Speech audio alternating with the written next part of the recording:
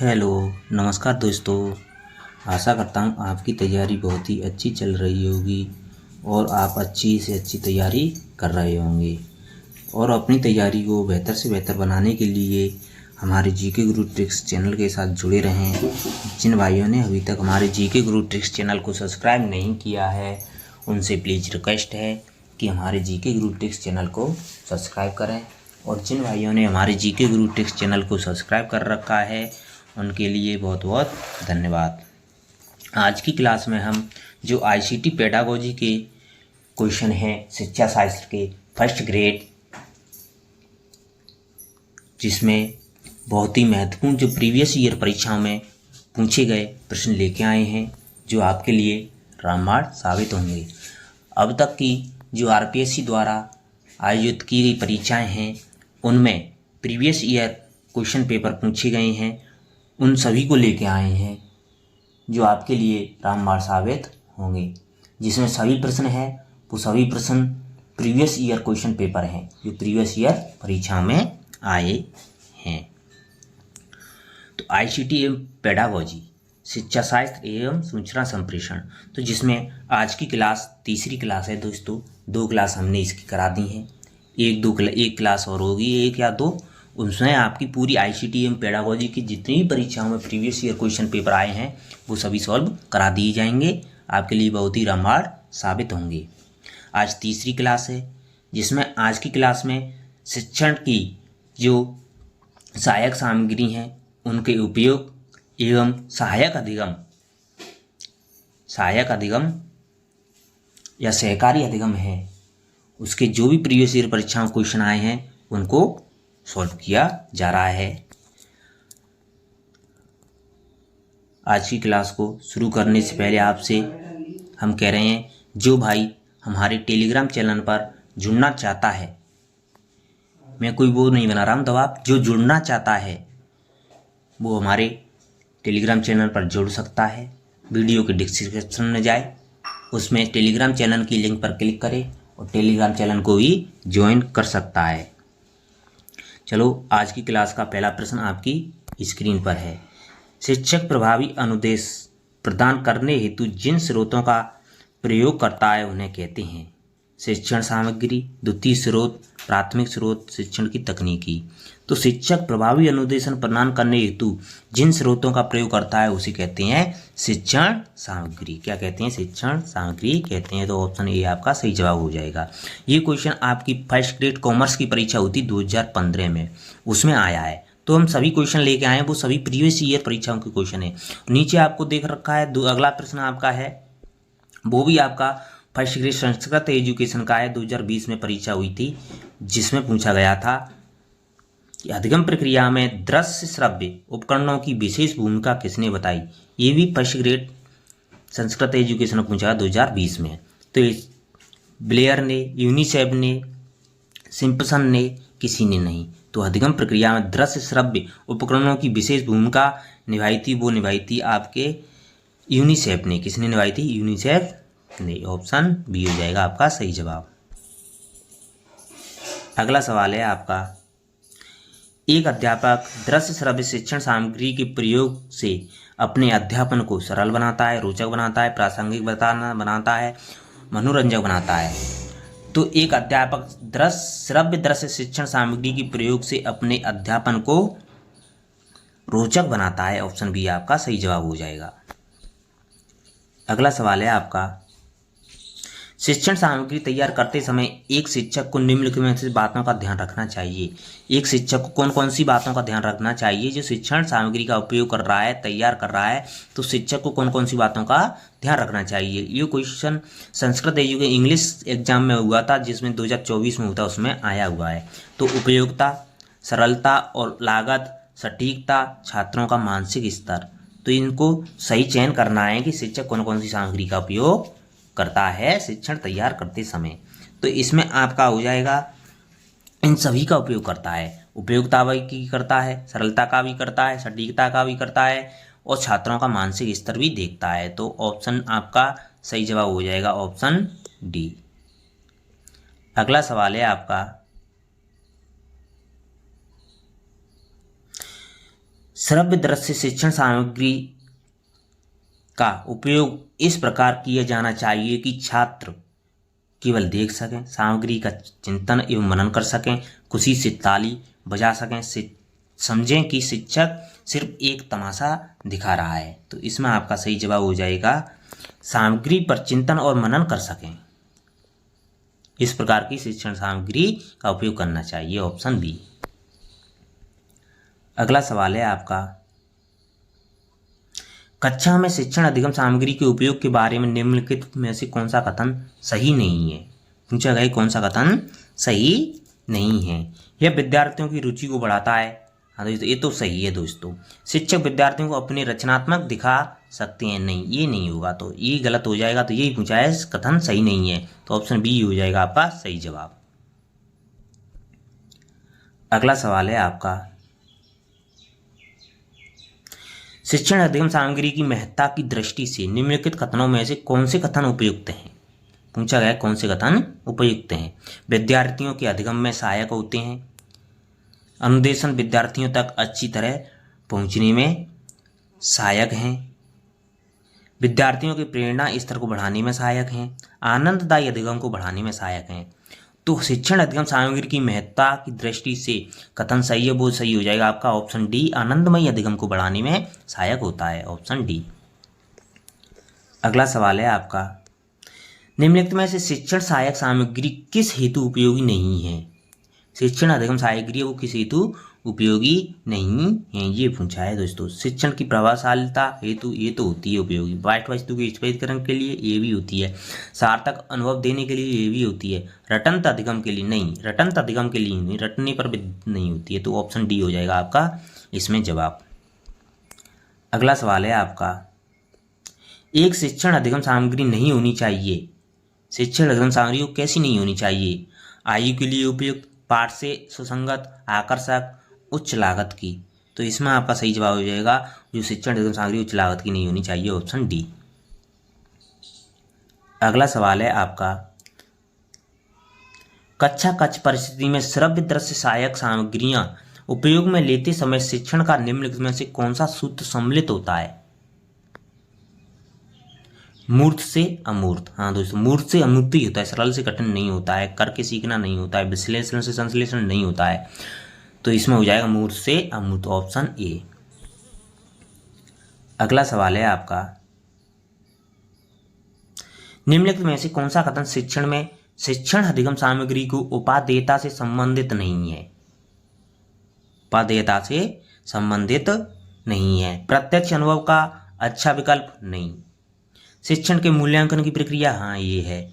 विषय वस्तु की स्पष्टता नहीं। कक्षा कक्ष वातावरण की जीवंत एवं सक्रिय बनाना नहीं। तो ऑप्शन बी हो जाएगा इसमें आपका सही जवाब। अगला सवाल है आपका, शिक्षण के दौरान शिक्षण अधिगम सामग्री का प्रयोग शिक्षक की सहायता करता है। शिक्षक की सहायता करता है विद्यार्थियों को प्रेरित करने में, सूचना को लंबे समय तक धारण करने में, हाँ दोस्तों ये भी है। अधिगम अनुभव को आयोजित करने में, ये भी है दोस्तों। समग्र अधिगम सुगम्यता में, नहीं ये नहीं है। तो 1 2 3 हो जाएंगे आपके, 1 2 3। तो 1 2 3 आपके दे रखे हैं, कौन से ऑप्शन में दे रखे हैं 1 2 3, ये भी है समग्र अधिगम। हाँ तो ये भी चारों ही हैं दोस्तों, सॉरी चारों ही हैं। वो शिक्षण अधिगम सामग्री का प्रयोग शिक्षक की सहायता के करता है, वो करता है शिक्षार्थियों को प्रेरित करने में करता है, सूचना को लंबे समय तक धारण करने में करता है, अधिगम अनुभव को आयोजित करने में करता है, समग्र अधिगम सुगमता के लिए करता है। तो चारों ही हो जाएंगे। तो आपका सही जवाब हो जाएगा चारों ही वाला, तो ऑप्शन डी हो जाएगा आपका सही जवाब। अगला सवाल है आपका, एक आदर्श शिक्षण अधिगम सामग्री होनी चाहिए रुचिपूर्ण, सूचनात्मक, कठोर, सटीक। तो कठोर तो नहीं होनी चाहिए, रुचिपूर्ण होनी चाहिए,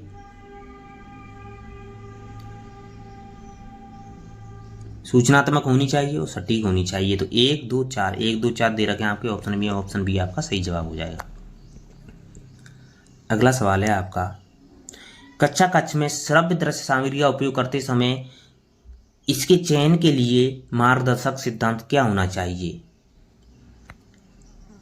प्रायोज्य होना चाहिए, उपलब्धता होनी चाहिए, प्रासंगिकता होनी चाहिए। तो तीनों ही होनी चाहिए। तो तीनों आपके किस ऑप्शन में दे रखे हैं? ऑप्शन डी में दे रखे हैं। ऑप्शन डी आपका सही जवाब हो जाएगा। अगला सवाल है आपका, निम्न में से कौन सा सिद्धांत शिक्षण साधनों के चयन में मार्गदर्शक नहीं है? मार्गदर्शक नहीं है। उद्देश्यों की पूर्ति का सिद्धांत है दोस्तों, विद्यार्थी केंद्रीयता का सिद्धांत है, भौतिक नियंत्रण का सिद्धांत यही नहीं है, संसाधनों को प्राप्त करने का होने का सिद्धांत ये भी है। तो ऑप्शन सी इसमें हो जाएगा आपका जवाब। अगला सवाल है आपका, शिक्षण अधिगम सामग्री के चयन का आधार होना चाहिए मनोवैज्ञानिक सिद्धांत, शास्त्रीय सिद्धांत, वैज्ञानिक सिद्धांत नहीं, प्राकृतिक सिद्धांत नहीं, समाजशास्त्रीय सिद्धांत भी नहीं है। तो इसमें ये हो जाएगा ऑप्शन ए मनोवैज्ञानिक सिद्धांत। अगला सवाल है आपका, क्रियात्मक अधिगम उद्देश्य के लिए निम्नलिखित में से कौन सी शिक्षण सहायक सामग्री सबसे उपयुक्त है? रेडियो, रेखाचित्र, भाषाई प्रयोगशाला, चलचित्र। तो क्रियात्मक के लिए हो जाएगा भाषाई प्रयोगशाला, ऑप्शन सी। अगला सवाल है आपका, निम्नलिखित में से कौन सा चार्ट का प्रकार नहीं है? चार्ट का प्रकार नहीं है ये पूछा है दोस्तों। पोस्टन नहीं होता है चार्ट में, टी चार्ट होता है, फ्लो चार्ट होता है, टाइम चार्ट होता है, लेकिन पोस्टर्न नहीं होता है। पोस्टर्न होता है वो चार्ट का प्रकार नहीं होता है। तो ऑप्शन ए हो जाएगा आपका सही जवाब। अगला सवाल है आपका, एक कालक्रमानुसार क्रम में विषय वस्तु को पढ़ाने हेतु किस प्रकार के चार्ट का उपयोग किया जाता है? वृक्ष चार्ट का, समय चार्ट का, प्रभा चार्ट का, चित्रमय चार्ट का। तो कालानुक्रम से विषय वस्तु को पढ़ाने के लिए समय चार्ट का प्रयोग किया जाता है। ऑप्शन बी आपका सही जवाब हो जाएगा। अगला सवाल है आपका, किसी देश के आर्थिक विकास को प्रदर्शित करने हेतु किस प्रकार की शिक्षण सहायक सामग्री अधिक उपयुक्त होती है? प्रभा चार्ट, लाइन ग्राफ, मानचित्र, चित्र। तो इसमें आपका जवाब हो जाएगा जो लाइन ग्राफ है वो सर्वाधिक उपयुक्त होती है, ऑप्शन बी। अगला सवाल है आपका, किसी देश के आर्थिक विकास को प्रदर्शित करने हेतु किस प्रकार की शिक्षण सहायक सामग्री अधिक उपयुक्त होती है? Prabha chart, line chart, graph, मानचित्र, चित्र। तो किसी देश के लिए होती है वो लाइन ग्राफ होती है। कौन सी होती है? लाइन ग्राफ होती है, ऑप्शन बी। अगला सवाल है आपका, चार्ट बनाते समय किस सोपान को ध्यान में रखना चाहिए?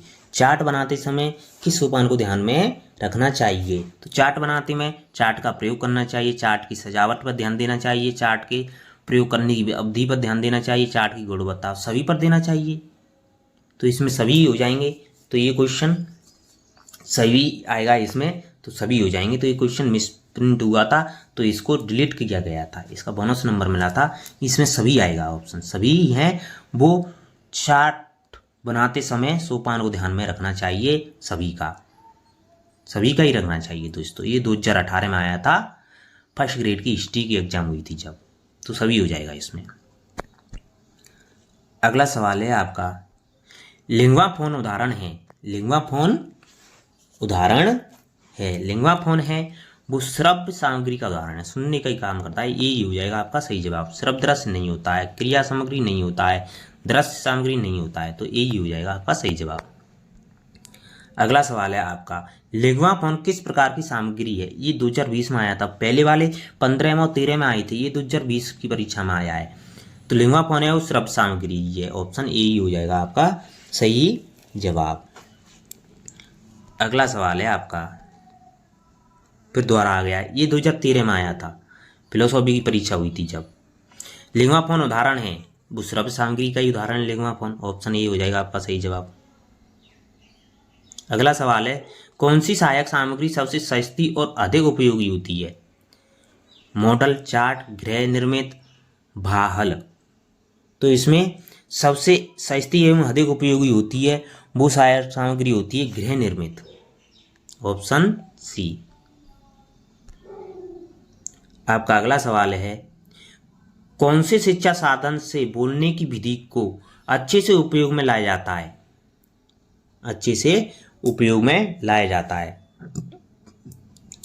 चलचित्र, टेप रिकॉर्डर, टेलीविजन, एपिडाइस्कोप। तो इसमें टेप रिकॉर्डर है वो श्रव्य सामग्री है।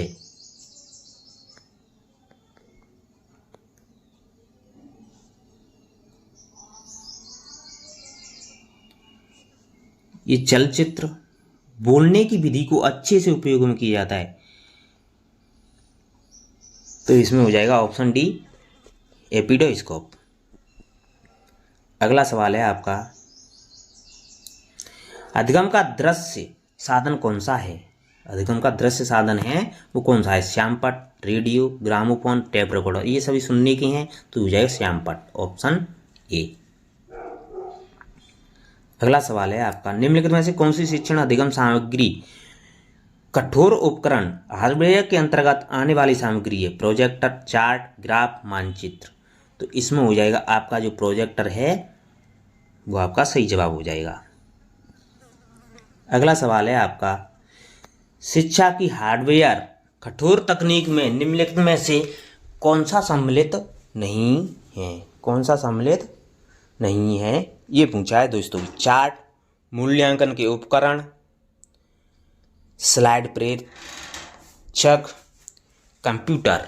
तो इसमें आपका सही जवाब हो जाएगा वो हो जाएगा मूल्यांकन के उपकरण, सम्मिलित नहीं है।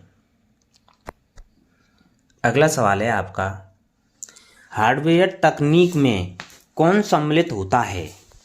श्यामपट्ट, ग्राफिक्स, प्रोजेक्टर, चार्ट। तो हार्डवेयर तकनीक में सम्मिलित होता है वो होता है आपका प्रोजेक्टर, ऑप्शन सी।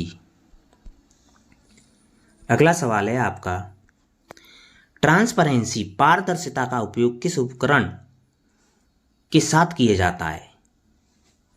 तो इसका उपयोग किया जाता है ओवरहेड प्रोजेक्टर के साथ। किसके साथ? ओवरहेड प्रोजेक्टर के साथ, ऑप्शन बी। अगला सवाल है आपका,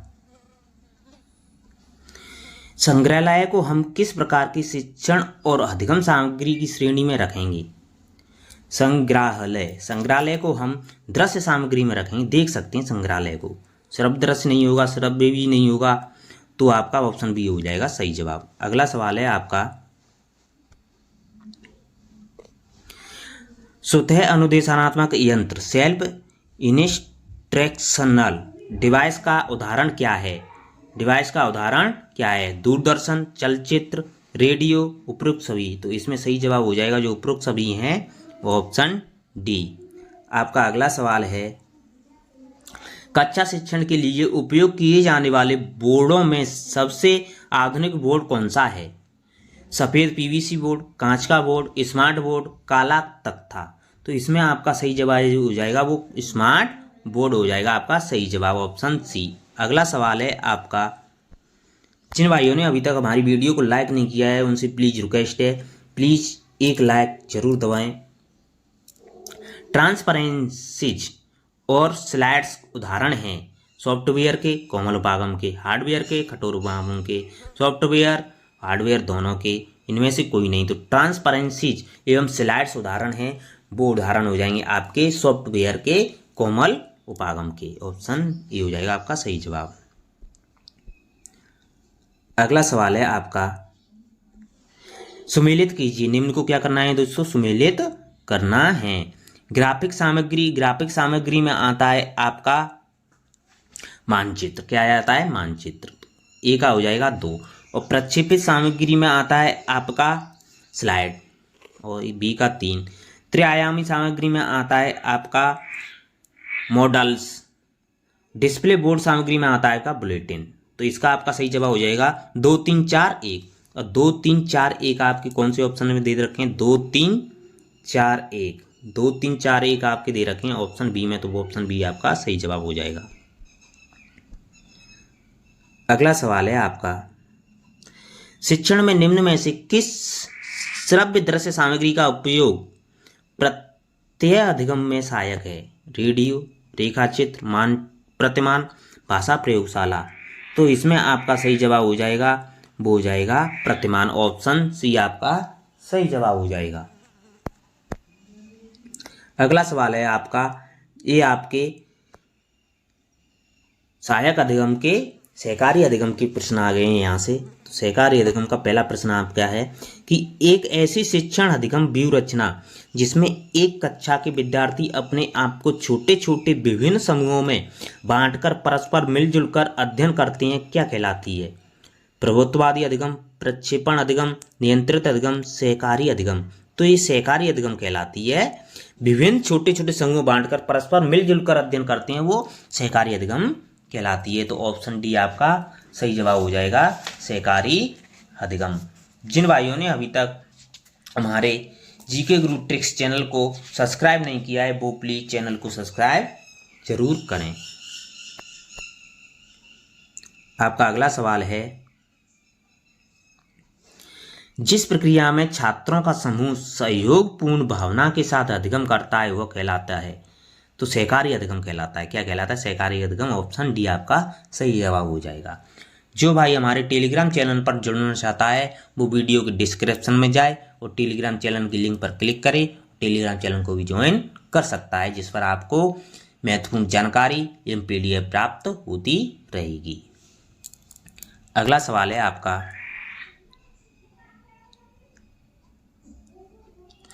एक शिक्षण अधिगम व्यूह रचना जिसमें विद्यार्थियों को एक छोटे मिश्रित योग्यता समूह में आपस में सूचनाओं के आदान प्रदान द्वारा सीखने का अवसर प्राप्त होता है वह कहलाता है, वह होता है सहकारी अधिगम। क्या होता है? सहकारी अधिगम। ऑप्शन बी हो जाएगा आपका सही जवाब। अगला सवाल है आपका, वह शिक्षण प्रणाली जिसमें छात्र आपस में सूचना और विचारों का आदान प्रदान करते हैं और शिक्षक इस प्रक्रिया को सुविधाजनक बनाते हैं उसे कहते हैं सहयोगी शिक्षण। क्या कहते हैं? सहयोगी शिक्षण, सहायता आधारित शिक्षण। ऑप्शन डी आपका सही जवाब हो जाएगा इसमें, ऑप्शन डी। अगला सवाल है आपका, वह शिक्षण व्यूह रचना जिसमें कक्षा में विभिन्न बुद्धि स्तर के विद्यार्थी मिलकर छोटे छोटे समूहों में रहकर अधिगम करते हैं वह अधिगम कहलाता है सहकारी अधिगम। क्या कहलाता है? सहकारी अधिगम। ऑप्शन सी हो जाएगा आपका सही जवाब। ये भी 2022 में आया था, केमिस्ट्री परीक्षा हुई थी फर्स्ट ग्रेड की, जिसमें तो सभी प्रश्न आए हुए हैं प्रीवियस ईयर परीक्षा में। आप ये मत समझिए सभी सहकारी अधिगम आ रहा है, सभी में सहकारी अधिगम आ रहा है। सभी की भाषा अलग अलग है, सभी की प्रकृति अलग अलग है, आंसर एक ही आ रहा है सहकारी अधिगम। तो इसमें आपका सी जवाब हो जाएगा। अगला सवाल है आपका, एक ऐसी शिक्षण अधिगम व्यूह रचना जिसमें एक कक्षा के विद्यार्थी अपने आप को छोटे छोटे विभिन्न समूहों में बांटकर परस्पर मिलजुल कर अध्ययन करते हैं, ये 2022 में आया था, वो कहलाती सहकारी अधिगम। क्या कहलाती? सहकारी अधिगम। ऑप्शन डी आपका सही जवाब हो जाएगा। अगला सवाल है आपका, सहकारी अधिगम से तात्पर्य है, पूछा गया है सहकारी अधिगम से क्या तात्पर्य है? 2 या 2 से अधिक शिक्षक साथ पढ़ते हैं, 2 या 2 से अधिक छात्र समूह में कार्य करते थे, तो यही हो जाएगा आपका सही जवाब। 2 या 2 से अधिक छात्र समूह में कार्य करते हैं, शिक्षक नहीं करते हैं, तो ऑप्शन बी हो जाएगा आपका सही जवाब। अगला सवाल है आपका, सहायक शिक्षा की प्रमुख विशेषता क्या है? पूछा गया है सहायक शिक्षा की कौन सी विशेषता है? छात्र अलग अलग कार्यों पर स्वतंत्र रूप से काम नहीं, अलग अलग नहीं करते हैं, साथ मिलकर करते हैं। छात्र एक सामान्य लक्ष्य को प्राप्त करने के लिए एक साथ काम करते हैं, यही हो जाएगा आपका सही जवाब। ऑप्शन बी हो जाएगा। शिक्षक सभी उत्तर नहीं, ये भी नहीं होगा। समूह कार्य और जिम्मेदारियों की कोई आवश्यकता नहीं, ये भी नहीं होगा, तो ऑप्शन बी हो जाएगा आपका सही जवाब। अगला सवाल है आपका, सहकारी शिक्षण कोऑपरेटिव लर्निंग की कुछ विशेषताएं और अवधारणाएं होती हैं, निम्नलिखित में से कौन सा कथन सत्य है? नहीं है, ये पूछा है कौन सा कथन सत्य नहीं है, ये पूछा है दोस्तों।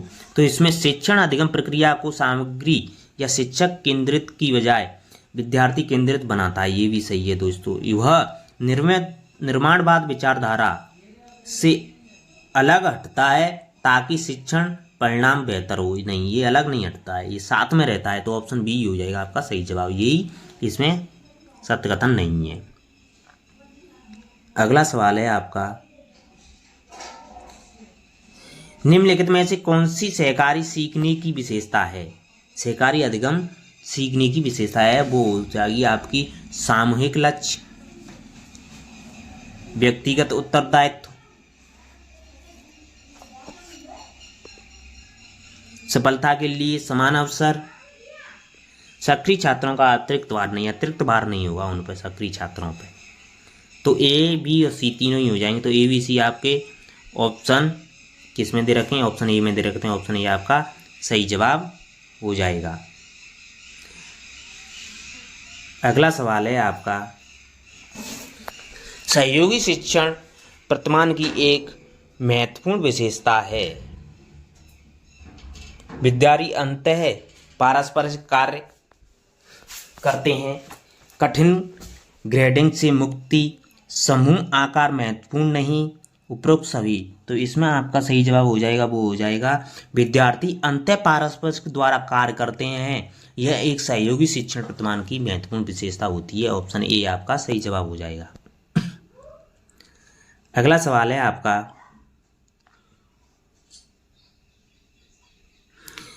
सहगामी अधिगम कोऑपरेटिव लर्निंग की मूल विशेषता है।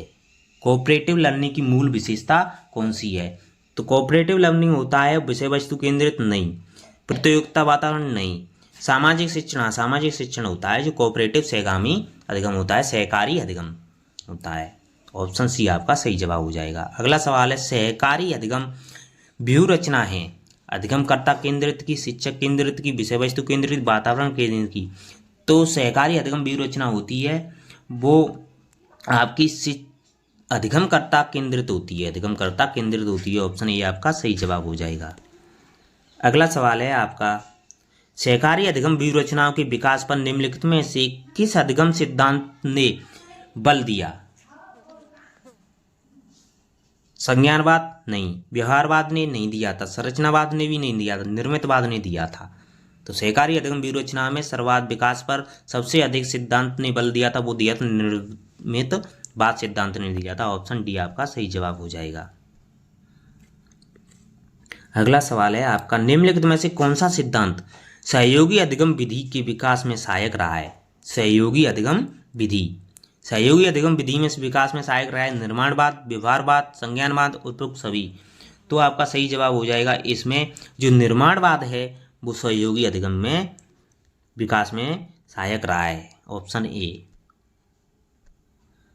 अगला सवाल है आपका, बोलने वाले और सुनने वाले साझा लक्ष्य पर जो एक दूसरे के लिए सार्थक हैं पर समान रूप से सहमत होते हैं, यह सिद्धांत किसका है? रचनावाद का, सहयोगी अधिगम का, अधिगम के स्थानांतरण का, है प्रेरणा के सिद्धांत का। ये हो जाएगा सहयोगी अधिगम का। ऑप्शन बी आपका सही जवाब हो जाएगा। अगला सवाल दे रखा है आपका, निम्नलिखित में से कौन से सहकारी अधिगम के उद्देश्य हैं? पूछा गया है कि इनमें से कौन से सहकारी अधिगम के उद्देश्य हैं? आवश्यक जीवन कौशल का विकास एवं अर्जन। हाँ दोस्तों, सूचनाओं का आदान प्रदान ये भी होता है दोस्तों। ऐसे समूह का निर्माण जो साथ मिलकर काम करें ये भी होता है। तीनों ही होते हैं तो आवासा तीनों ही हो जाएंगे। तो आपका सही जवाब हो जाएगा, आवासा तीनों दे रखे हैं ऑप्शन डी में, तो ऑप्शन डी आपका सही जवाब हो जाएगा। अगला सवाल है आपका, सहयोगी अधिगम की प्रक्रिया को बढ़ाने के लिए क्रम में शिक्षक को विद्यार्थियों को व्यक्तिगत कार्य गृह कार्य देना चाहिए, विद्यार्थियों को वाद विवाद में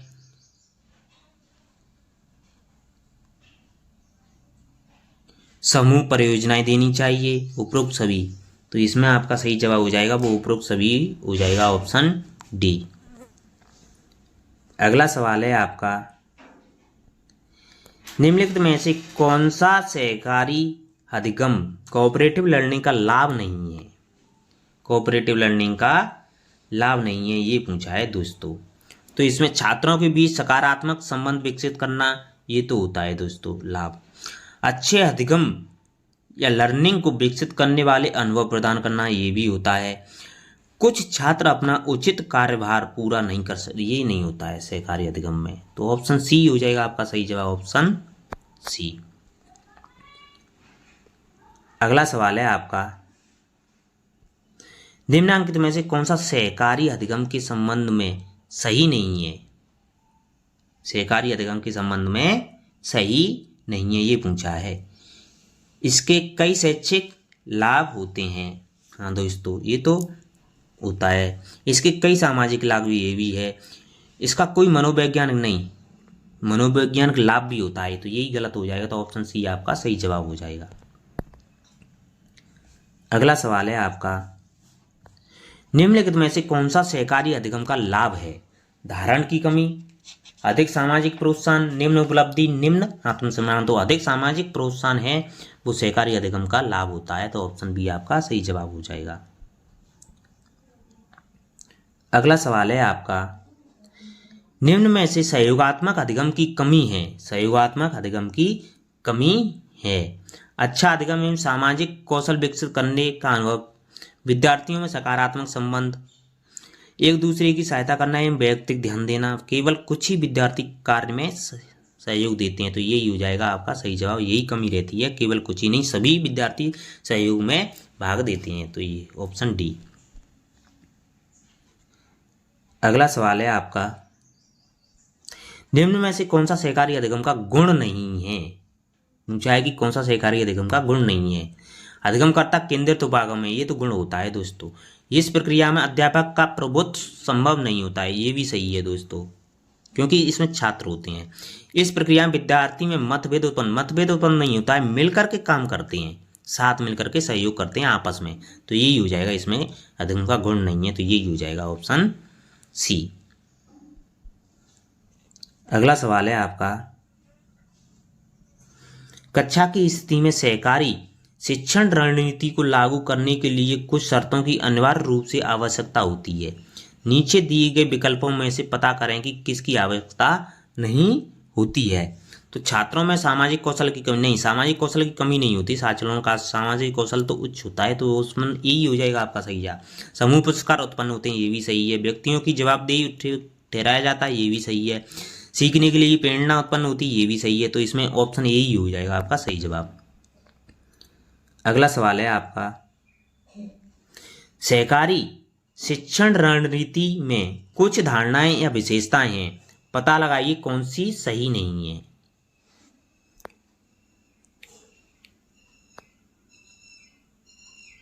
तो इसमें शिक्षण अधिगम प्रक्रिया को शिक्षक केंद्रित सामग्री की बजाय विद्यार्थी केंद्रित बनाता है, ये तो सही है दोस्तों। हाँ, विद्यार्थी केंद्रित बनाता है। यह बेहतर शिक्षण अधिगम प्रणाली के लिए रचनात्मक विचारधारा से भटकता नहीं है ये, तो यही हो जाएगा गलत जवाब। तो ऑप्शन बी हो जाएगा इसमें आपका सही जवाब। अगला सवाल है आपका, निम्नलिखित में से कौन सी कक्षा में सहयोगात्मक शिक्षण का उपयोग करने बाधा नहीं है? शिक्षण प्रतिरोध, अभिभावक प्रतिरोध, शिक्षक प्रतिरोध, प्राधिकरण के सहयोग। तो इसमें हो जाएगा आपका सही जवाब, जो प्राधिकरण के सहयोग हैं वो बाधा नहीं है सहयोगात्मक शिक्षण में, ऑप्शन डी। अगला सवाल है आपका, निम्नलिखित में से सहकारी शिक्षण समूहों के महत्वपूर्ण तत्व हैं सिवाय। पूछा गया है कि सहकारी शिक्षण समूहों में कौन सा है जो महत्वपूर्ण तत्व नहीं है, कौन सा महत्वपूर्ण तत्व नहीं है, ये पूछा है दोस्तों। तो इसमें सकारात्मक परस्पर निर्भरता ये होती है, व्यक्तिगत जवाबदेही ये भी होता है, सहयोगात्मक सामाजिक कौशल ये भी होता है, सामाजिक आवारा नहीं होता है, सामाजिक होता है, तो यही हो जाएगा आपका ऑप्शन डी सही जवाब। अगला सवाल है आपका, निम्नलिखित में से कौन सा सहकारी अधिगम का एक प्रमुख घटक नहीं है? व्यक्तिगत स्पर्धा, व्यक्तिगत जवाबदेही, समूह लक्ष्य, सफलता के समान अवसर। तो इसमें आपका सही जवाब हो जाएगा जो व्यक्तिगत स्पर्धा होती है वो नहीं होती है, मिलकर के करते हैं, तो यही हो जाएगा ऑप्शन बी आपका सही जवाब, ऑप्शन ए। अगला सवाल है आपका, निम्नलिखित में से कौन सा सहकारी अधिगम का तत्व नहीं है? सकारात्मक अन्योन्याश्रितता, बड़े समूह का निर्माण, आमने सामने की अंतःक्रिया, व्यक्तिगत जवाबदेही, ये भी होता है दोस्तों, ये भी होता है, लेकिन बड़े समूह का निर्माण नहीं होता है, तो ऑप्शन बी आपका सही जवाब हो जाएगा। अगला सवाल है आपका, निम्नलिखित में से कौन सा सहकारी अधिगम का तत्व नहीं है? सकारात्मक अंतर्निर्भरता होती है, सकारात्मक अंतर्निर्भरता होती है। केवल व्यक्ति जिम्मेदारी नहीं होती है। सामने सामने अंत्यक्रिया होती है। छोटे समूह में पारस्परिक कौशल होता है। तो ऑप्शन बी हो जाएगा आपका सही जवाब इसमें। अगला सवाल है आपका, निम्न में से कौन सा सहयोगी अधिगम का तत्व नहीं है? तो सहयोगी अधिगम के जितने भी तत्व हैं आपको विशेष करके ध्यान करके जाना है। सहयोगी अधिगम से विशेषकर परीक्षा में पूछे गए ही प्रश्न हैं। विषमांगी समूह, समान अवसर, सामाजिक अंत्यक्रिया का अभाव, सकारात्मक परस्पर आश्रितता। तो इसमें आपका सही जवाब हो जाएगा, वो हो जाएगा आपका अंत्यक्रिया का अभाव नहीं होता है। यही आपका गलत है। इसमें अंत्यक्रिया तो होती है, उसमें सामाजिक अंत्यक्रिया होती है। तो यही सी आपका गलत जवाब हो जाएगा। अगला सवाल है आपका, निम्नलिखित में से कौन सा सहयोगशील अधिगम का परिणाम है? शैक्षिक उपलब्धि होती है दोस्तों। व्यक्तिगत आत्मनिर्भरता नहीं होती है, व्यक्तिगत आत्मनिर्भरता नहीं होती। सामाजिक कौशल होता है। विविधता का स्वीकारना ये भी होता है। तो इसमें आपका सही जवाब हो जाएगा 1, 3 और 4। 1, 3, 4 आपके कौन से ऑप्शन में दे रखे हैं? 1, 3, 4 आपके दे रखे हैं ऑप्शन सी में। तो ऑप्शन सी आपका सही जवाब हो जाएगा। अगला सवाल है आपका, निम्नलिखित में से कौन सा सहकारी अधिगम का तत्व नहीं है? सकारात्मक अन्योन्याश्रितता ये होती है दोस्तों। बड़े समूह का निर्माण यही नहीं होता है। ऑप्शन बी आपका सही जवाब हो जाएगा। अगला सवाल है आपका, निम्नलिखित में से कौन सा जॉनसन एवं जॉनसन द्वारा पहचाना गया सहकारी अधिगम का एक तत्व है? ये जॉनसन द्वारा दिया गया सहकारी अधिगम का तत्व वो कौन सा है, ये पूछा है दोस्तों। तो जॉनसन द्वारा दिया गया था आवासीय अंत्यक्रिया, सकारात्मक अन्योन्याश्रित, हाँ यही दिया गया था। तो ऑप्शन बी आपका सही जवाब हो जाएगा। अगला सवाल है आपका, सवाल दे रखा है कि श्रीमती वंदना विज्ञान परियोजना पर सहयोगी रूप से समूह में कार्य करने के लिए 4 के विषमांगी समूह बनाती है। वह प्रत्येक समूह को परियोजना के दिशा निर्देश देती है और उन्हें बताती है कि ग्रेड समूह को मिलेंगे न कि व्यक्तिगत रूप में। इस परिदृश्य में श्रीमती वंदना की क्या गलती है? श्रीमती वंदना की क्या गलती है? उसे विद्यार्थियों को समूह ग्रेड नहीं देने चाहिए, उसे विषमांगी समूह रखने चाहिए, ये भी नहीं होगा दोस्तों। उसे विज्ञान में सहयोगी अधिगम नहीं प्रयुक्त करना चाहिए, ये भी नहीं होगा। उसे अपने आकलन में किसी प्रकार का व्यक्तिगत आकलन सम्मिलित नहीं करना चाहिए, हाँ यही हो जाएगा इसमें सही जवाब। यही गलती कर दी उसने व्यक्तिगत आकलन सम्मिलित नहीं किया। ऑप्शन डी आपका सही जवाब हो जाएगा। अगला सवाल है आपका, निम्नलिखित में से कौन सा सहकारी अधिगम का तत्व नहीं है? सकारात्मक परस्पर निर्भरता, केवल दलनायक से निर्देशों पर निर्भरता, व्यक्तिगत एवं सामूहिक जिम्मेदारी, समूह संसाधन। इसमें आपका सही जवाब हो जाएगा, वो हो जाएगा केवल दलनायक से निर्देशों पर निर्भरता। ऑप्शन बी आपका सही जवाब हो जाएगा। यही प्रमुख तत्व नहीं है। अगला सवाल है आपका, निम्नलिखित में से कौन सहकारी अधिगम की विधि नहीं है? जिज्ञासा, थिंक, पेयर शेयर, खोज विधि, प्रोजेक्ट विधि। तो इसमें हो जाएगा आपका सहकारी अधिगम की जो विधि नहीं है वो आपकी विधि नहीं है, जिज्ञासा नहीं है, जिग्सा नहीं है। Option A jigsaw option A आपका सही जवाब हो जाएगा। अगला सवाल है आपका, सहकारी अधिगम की पद्धति नहीं है। पूछा गया कि सहकारी अधिगम की कौन सी है वो पद्धति नहीं है। जिग्सा पद्धति, प्रदत्त कार्य पद्धति, अभिक्रमित अधिगम पद्धति, समूह अधिगम पद्धति। तो इसमें आपका सही जवाब हो जाएगा, वो हो जाएगा जो अभिक्रमित अधिगम पद्धति है वो सहकारी अधिगम पद्धति नहीं है। Option C. अगला सवाल है आपका, निम्नलिखित में से कौन सी सहकारी अधिगम की व्यू रचना का प्रकार नहीं है? पूछा गया है कौन सी सहकारी अधिगम की व्यू रचना का प्रकार नहीं है। जिग्सा होता है दोस्तों, जिग्सा होता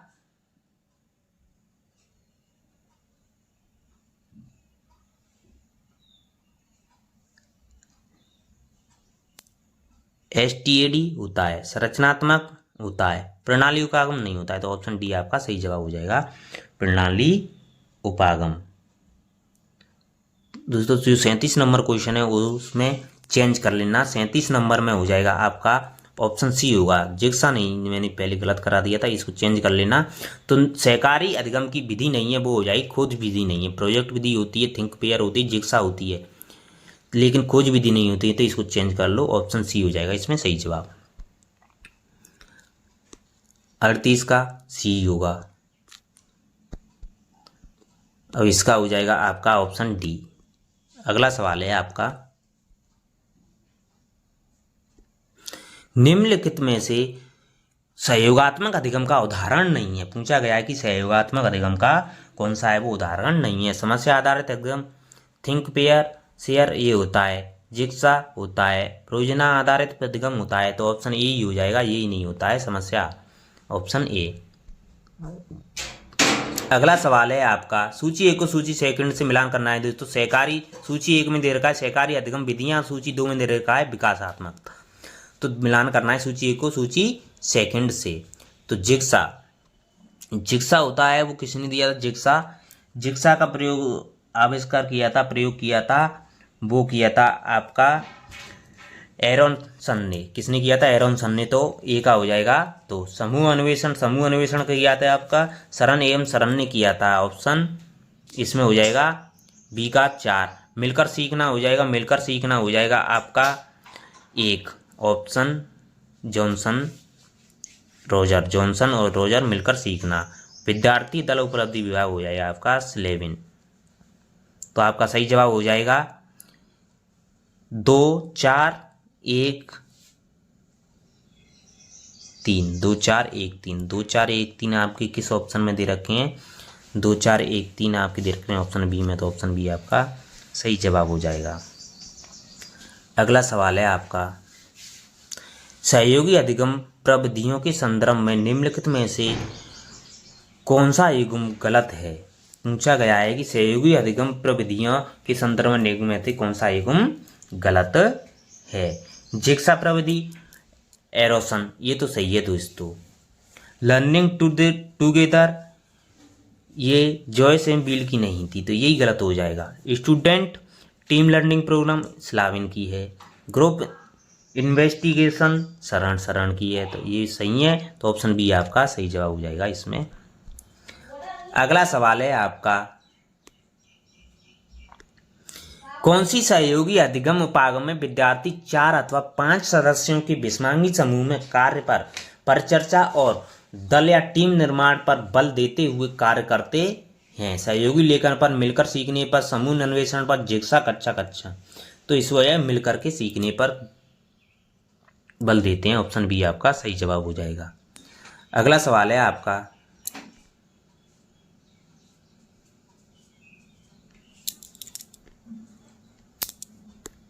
सहयोगी अधिगम के कौन से उपागम में विद्यार्थी पारस्परिक जोड़े में कार्य करते हैं, बदल बदल कर समूहों सूचनाओं का सारांशीकरण करते हैं और एक दूसरे को इससे मौखिक रूप से प्रस्तुत करते हैं। जोड़े एवं का प्रत्येक सदस्य सुनता है, किसी गलती के लिए प्रस्तुतिकरण की निगरानी करता है और अपने साथी को प्रश्न पोषण देते हैं। तो इसमें आपका सही जवाब हो जाएगा, वो हो जाएगा आपका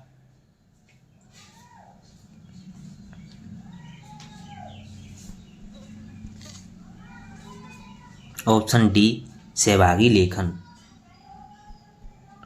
अगला सवाल है आपका, सहकारी शिक्षा तकनीक जिक्सा किसने विकसित की थी। जिक्सा की थी वो एरोनसन ने की थी। किसने की थी, एरोनसन ने की थी जिक्सा। तो सहकारी शिक्षा तकनीकी जिक्सा है वो एलियट एरोनसन ने विकसित की थी, ऑप्शन ए आपका सही जवाब हो जाएगा। अगला सवाल है दोस्तों, अगले सवाल की पहले क्वेश्चन को पढ़ लेते हैं कि सहयोगी अधिगम उपागम जिसमें समूहों के सदस्य भागों में विभाजित विषय वस्तु पर कार्य करते हैं, समूहों का प्रत्येक सदस्य एक भाग के लिए उत्तरदायी है। विभिन्न समूहों के सदस्य जिन्होंने इस भाग को पढ़ा है मिलकर उसका संयोजन परिचर्चा करते हैं और फिर अपने समूह में लौटकर अपने समूह के अन्य सदस्यों को अपने भाग का शिक्षण करवाते हैं। यह उपागम क्या कहलाता है?